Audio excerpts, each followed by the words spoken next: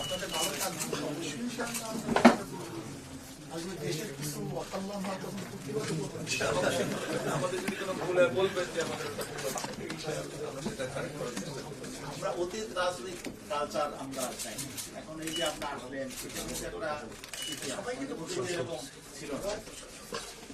আমি আজকে অনেক আগে ওখানে বসার পরে এখানে আজকে আর বললো যে তার যে পদক্ষেপ খুব আন্তরিক এটি চায় দেশটা গড়ার ব্যাপারে সবাই যে আন্তরিক হয়